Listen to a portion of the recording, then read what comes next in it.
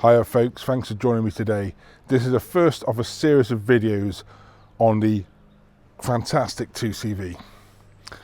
This video is going to explain all the features of a 2CV, how to take the roof off, how to change gear, what all the knobs and switches are inside. So let's get right into it. This is a standard 2CV, a Citroen 2CV Special. It's got disc brakes on the front. It's a 602cc, the most common of the 2CVs. And personally, it's the one I personally recommend to purchase as well. Unless you particularly want something like a ripple bonnet, this is the era to buy. This has got a 602cc engine. It will quite happily do 65, 70 miles an hour, and I will quite happily drive one of these to the south of France, as I've done many a times before. This first video will just be about the features on the outside of the car. Nothing too much on the back, apart from the boot lid and the fuel cap. Basically put the key in, it's quite simple. Turn, pull out. This type of fuel cap is what we sell. If you notice, it's got two notches, and they've got to line up with those two in the fuel cap. So basically push it in, press the key, and it's locked. When the handle's in this position, it's in the locked. And you see you cannot turn it that way. Turn it anti-clockwise, and it opens. It's not like a modern car, but it's got hydraulics to order up. You've got old-fashioned boot stay. Basically that comes out, you see it comes out with a hook, and hooks in there. Now it might seem a little bit flimsy, but that is what it's like. Now, if you get people not knowing it's a boot stay, what you'll find, people will come along and try to force the boot lid shut. And what happens, they end up bending this. So just make sure your friends don't try shutting your boot for you forcefully. Now in the boot, we have a bit of promotion, a car cover we thoroughly recommend. And this is the ones I got. I cover the cars up in the winter on the driveway. And this one's got the optional wooden floor. And in the boot you have your spare wheel, always make sure it's inflated, your 2CV grille muff, what goes on front of the grille, what I'll show you now. This is the standard 2CV grille. This one's got a chrome surround, some have grey, some have black. This is generally standard. And this is the 2CV grille muff. Literally, these little nodges push into the grille like that. And that stays on now. And what that's for is in winter, when the temperature drops below 5 degrees, you put this on and the engine gets to working temperature quicker.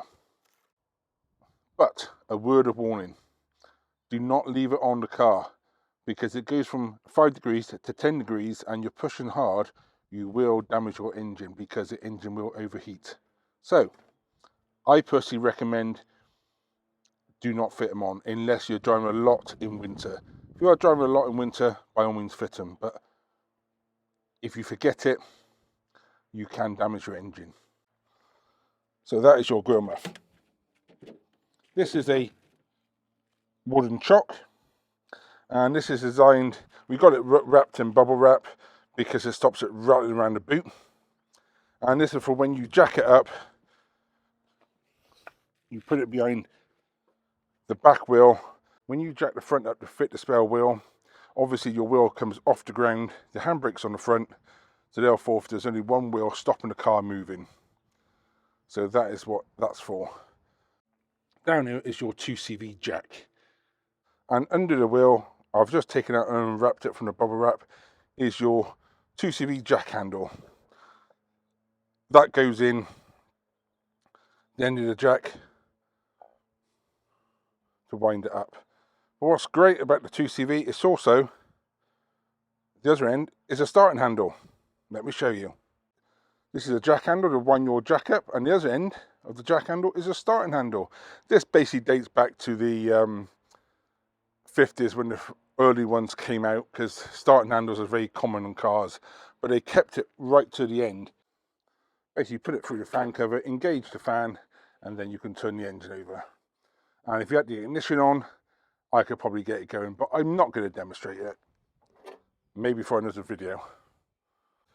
So the jack handle lives under the spare wheel, and we recommend to wrap it up. And if you're interested, we also sell these wooden covers just to make your boot flat. Originally, they didn't come with anything. So to close the boot, unhook it, push it back in, and that is shut. But it's not locked. This is the small key. It's for the door locks. Basically, put it in, turn it halfway, take the key out. Now the boot lock will just spin. And what I recommend, when you come to unlock it, put the key in, turn it half, take it out before you try spinning it. You've got to spin around, catch, and unlock. The door lock operates the same as the boot lock. Now it is locked, it just spins. Take your key, put your key in, turn it, half, take it out. Then when you spin it, it will catch. And now it is unlocked, it's in position. Now the reason is, I tell you, put the key in, turn it and take it out, because what you can do, if it's locked, you can put the key in, turn it halfway to unlock it, then if the key's still in when you're turning this, you can actually move it around so it's actually locked itself again, and you'll be going around in circles all day. So key in, turn half, take the key out, and lock that way. Now you might notice this little black button on top, and if you look inside, we can see it. There's a little wire. You can see just moves the wire. What that is for the window. Let me demonstrate.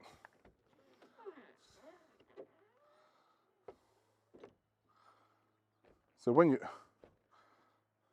you're in the car, you open the window, and this little pin goes in, but make sure it clicks in. You can see it's quite solid now. That's not moving anywhere. And when you're inside, let me show you. If you open the window, you press this catch, and it releases the window. Then what you do, put your hand in, just tap it up. But when you do it, give it a little pull, because then you know it's not going to come down. Then what you do, to close it, you put your hand out, and with your finger, just move the lever forward, and the window releases. Then to shut it, that's what you do. But what you'll find when you're on the road, faster you go, more you got to drop it. So if you're doing about 65 miles an hour, you have to drop it from there, because what happens, the wind catches it and stops it shutting. But normally, just a little tiny, it feels quite a harsh way of shutting windows, but I've never known a window to break. Simple as that. Open, shut. But what you want to do also, when you open it, you want to make sure, give it a little tap, and just put your fingers on top and see if you can gently pull it down. That's great, because if you don't, it will sit there, and then when you go along the road, it will fall down and catch you on the elbow, and believe you me, it hurts. So just make sure it clips in like that. Now let me show you how to open the bonnet. This is the bonnet catch, and you see you've got two teeth on it, and you operate it from underneath the bumper. So put your hand underneath the bumper, and there's a little lever. Ooh, hello. As you can see, there's a little lever. So you put your hand underneath the bumper and lift the lever up. So what you do to open it, put your hand under the bumper, lift the lever up. Sometimes you've got to give a gentle force down from the top of the bonnet to release the lever. Lift it, move the lever, then lift the bonnet. Bonnet stay. On the end there's a little hook, and that hook goes into the bonnet catch. As simple as that. The bonnet might sway in the wind, but that's just the light construction. It's not going, as long as you've got that catch in there, it's not going to come out and fall on your head. So close the bonnet, take the bonnet catch out, put the bonnet catch into the receiver on the bulkhead. As simple as that. Now to close it, you don't just drop it, you bring it down.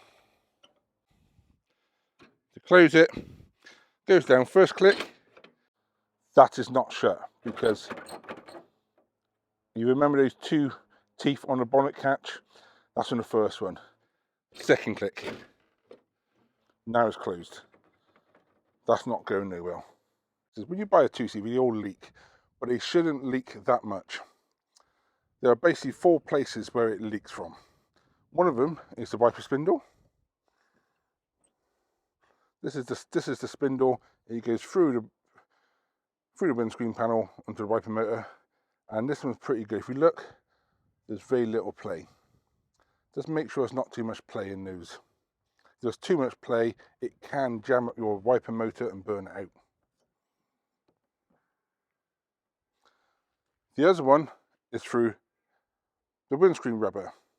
There's a special windscreen sealer we use, what never goes off, so we always generally seal the windscreens in. The other place is the vent flap.